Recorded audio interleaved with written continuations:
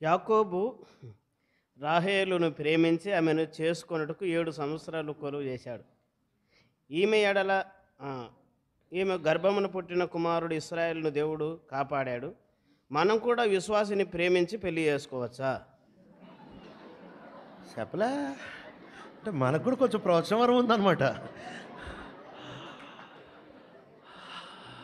సరే, ఇంతకీ యాకోబు గారు ఎవరో ఇక్కడ ఆ రాహేలమ్మ ఆ మందిరానికి వెళ్తుందో, ఈయన ఏ పొలంలో 7 సంవత్సరాలు కొలువు చేద్దాం అనుకుంటున్నాడు. ఆ లాభాన్ని సార్ ఎడదాసుకున్నాడు. సరే, మెట్టుకి యాకోబు ప్రేమించి పెళ్లి చేసుకున్నాడు. విశ్వాసిని ప్రేమించి పెళ్లి చేసుకుంటే ఏం తప్పు? మంచి ప్రశ్న. లవ్ బాగా డీప్గా ఉంటే నేను ఇంత రాసే ధైర్యం వస్తుంది. చాలా క్లియర్గా చెప్తా, అంటే యవనస్తులు కాబట్టి ఓపెన్గా క్లియర్గా చెప్తా. మీరు తప్పు అనుకున్నా పర్లే, మీరు బాగుపడాలనే మా ఆశ. యాకోబు రాహేల్ని ప్రేమించి పెళ్లి చేసుకుందాం అనుకున్నాడు. మీకు తెలుసో లేదో, యాకోబు ఫస్ట్ టైం జీవితంలో ఎప్పుడు ఏడ్చాడు తెలుసా? ఈమెను చూసినప్పుడు ఏడ్చాడు. నీకు ఏడవాలని అంత సంబరంగా ఉంటే చేసుకో. రెండోది, 7 సంవత్సరాలు కొలువు చేశాడంట. నువ్వు 7 సంవత్సరాలు చేయవు. యాకోబు మోసగాడు కాబట్టి 7 సంవత్సరాలు మాత్రమే కొలువు చేసి చేసుకున్నాడు. 7 అనుకున్నాడు కానీ యాక్చువల్లీ 14 సంవత్సరాలు కొలువు చేస్తా వచ్చాడు. నువ్వు జీవితాంతం కొలువు చేస్తావు. నీకంత సంబరంగా ఉంటే పెళ్లి చేసుకో. నా మాట అబద్ధమైతే చూడు, జీవితాంతం గొడ్డు చాకరీ చేస్తావు. బట్టలు నువ్వే ఉతుకుతావు, అంట్లు నువ్వే దోముతావు, పిల్లలది 1 2 అన్నీ నువ్వే చేసుకుంటావు. ఎందుకు అని అంటే, నేను అప్పుడే చెప్పాగా నీకు నాకు సెట్ కాదు. ఆ తర్వాత ఆమె గర్భం మూసివేయబడతా వచ్చింది. ఎవరు మూసేశారు? దేవుడు మూసేశాడు. ఎందుకు మూసేశాడు? లవ్ మ్యారేజ్ కాబట్టి మూసేస్తా వచ్చాడు. సరే, వాళ్ళని ఆశీర్వదించాడు అనే మాట దాని దగ్గరకు వద్దాం. సరే, క్లియర్గా అసలు బయలాజికల్ ప్రాసెస్ ఏంటో చెప్పి ముందుకెళ్తా. అబ్బాయిల్ని అమ్మాయిలు ఎందుకు ప్రేమిస్తారు తెలుసా? సోషల్ సెక్యూరిటీ కోసం ప్రేమిస్తారు. ప్రపంచం మాలేదు కదా, ఓ డ్రైవర్ కావాలిగా, రీఛార్జీలు చేయడానికి పేటిఎంలో బ్యాలెన్స్లు ఉండవుగా, మనల్ని ఫోన్ చేయగానే ఎంతమ్మా, అదే ఒక 14 రూపాయలు వేస్తే నైట్ కాలింగ్ వస్తుంది. 14 140 వేస్తాగా. బర్త్డేకి డ్రెస్సులు, ఆ తర్వాత అమెజాన్కి ఎందుకు అనవసరంగా డబ్బులు, మనోడు ఉన్నాడుగా, ఇది ఇది అదా లింక్ పంపించు చాలు.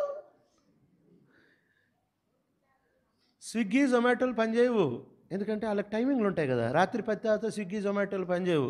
వీళ్ళైతే 24 hours పనిచేస్తారు.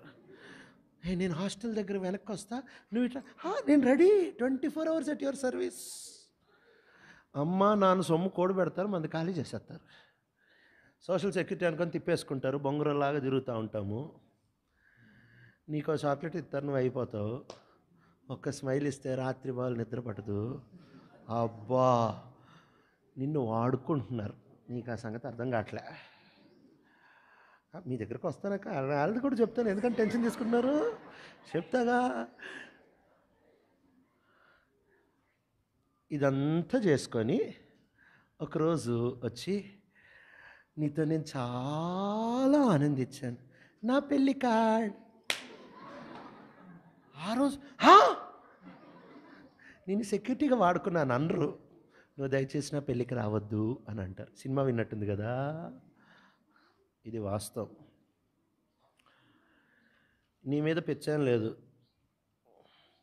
వాళ్ళు నీ వెనకాల పడేది ఎందుకంటే నీ క్యారెక్టర్ నచ్చో, లేకపోతే నువ్వు అందంగా కనపడో, లేకపోతే నువ్వు వాళ్ళని పోషిస్తావను, నువ్వు వాళ్ళని చూసుకుంటావను, సోషల్ సెక్యూరిటీ అను ఏదో కథలు పడి నిన్ను చిన్నవి చేసి నిన్ను పారేస్తూ ఉంటారు. పిచ్చోడ్లాగా పడొద్దు. ఎందుకంటే బైబిల్ చెప్పే మాట, పిచ్చోడా అనే పదం ఎందుకు వాడింది తెలుసా? బైబిల్ చెప్పే పదం అది. వాడు ఇంగ్లీష్లో ఉంటుంది, a man who lacked understanding. Mental వాడు అనమాట. వీడు ఊరిలోకి పోయి వేసుకున్నట్టు పోయి ఊరిలోకి వెళ్తా వచ్చాడు. చాలా జాగ్రత్త. వీడ ఈ పాపానికి అలవాటు పడ్డావంటే నువ్వు ఇక బయటికి రాలేవు. నీది అన్నీ ఎత్తిపోతాయి. కన్న అమ్మ కంటే ఎక్కడో ముక్కు మొహం తెలియని వాళ్ళు వీళ్ళు ఎక్కువైపోతారు. నువ్వు అన్ని సంబంధాలు తెంచుకుంటావు. ఇదంతా ఒక పక్కన పెడితే ప్రభువును ఒకరోజు పోగొట్టుకుంటావు. చాలా జాగ్రత్త. సమూయేలు బలవంతుడు, కానీ ఆమె కంటే ఆయన కంటే బలమైన ఆమె స్త్రీ. సింహాన్ని చీల్చేశాడు, మేడం చీల్చేసింది సార్ని. దావీదు దేవుని హృదయానుసారుడు, కానీ హృదయం తాకాటికి పెట్టేశాడు వెచ్చబని చూడంగానే. సొలొమోను మహాజ్ఞాని అంట. ఆ జ్ఞానవంత 1000 మంది దగ్గర ఏమైపోయిందో. బలవంతులు, జ్ఞానవంతులు, హృదయానుసారులు అందరూ బలాదూరే ఆడోళ్ళ ముందు. జాగ్రత్త. ఫస్టే పండు తినిపించేశారు వాళ్ళు. ఆనాటి నుండి ఈనాటి వరకు తినిపిస్తూనే ఉంటారు, మనం తింటూనే ఉంటాం. కాబట్టి చాలా జాగ్రత్త. వాళ్ళ ఎరకి పడొద్దు. ఇది నా మాట కాదు, బైబిల్ మాట. ఇప్పుడు వాళ్ళ దగ్గరకు వస్తున్నా. అసలు బక్రాలు ఎవరు తెలుసా? మీరు అనుకుంటున్నారు వాళ్ళు బక్రాలనా? అస్సలు కాదు. అస్సలు బక్రాలు మీరే. నిజం. ఎందుకు తెలుసా? స్ట్రైట్గా చెప్తా. ఒక అబ్బాయి నీ వెనకాల పడింది నీ అందం బట్టి కాదు. ఒక అబ్బాయి నీ వెనకాల పడింది నీ చదువు బట్టి కాదు, నీ ఆస్తిని బట్టి కాదు, నీ తలాంత బట్టిని కాదు. నిన్ను వాడుకోవాలని నీ వెనకాల పడతాడు. నీతో లైంగిక పాపం చేయాలని నీ వెనకాల పడతాడు. నీ కన్యత్వాన్ని దొంగలిచ్చేయాలని నీ వెనకాల పడతాడు. స్ట్రైట్ ఇది. వాడిచ్చే ప్రతి క్యాడ్బరీ వాడు ఏమనుకుంటాడు తెలుసా? ఇది ఈఎంఐయే, నీకు ఇస్తున్నా, ఒకరోజు నేను వాడుకుంటా. నీకు రీఛార్జ్ చేస్తున్న ప్రతిసారి ఏమనుకుంటాడు తెలుసా? ఇది జస్ట్ స్టార్టింగ్ ఇన్స్టాల్మెంట్, ఒకరోజు నేను వాడుకుంటా. వాడు నీకు ఇచ్చే ప్రతి ఒక్కటి ఒకే ఒక కారణం బట్టి ఇస్తాడు. ఏంటి తెలుసా? ఓ రోజు ఏదో ఒక రోజు నేను బైక్ అనుకొని, కాఫీ అనుకొని, ఎక్స్కర్షన్ అనుకొని, హోటల్ అనుకొని, రిసార్ట్ అనుకొని నేను పాడు చేసేస్తాడు. కోట్ల ఆస్తి సంపాదించుకోవచ్చు, కన్యత్వాన్ని సంపాదించుకోవాలి. జాగ్రత్త.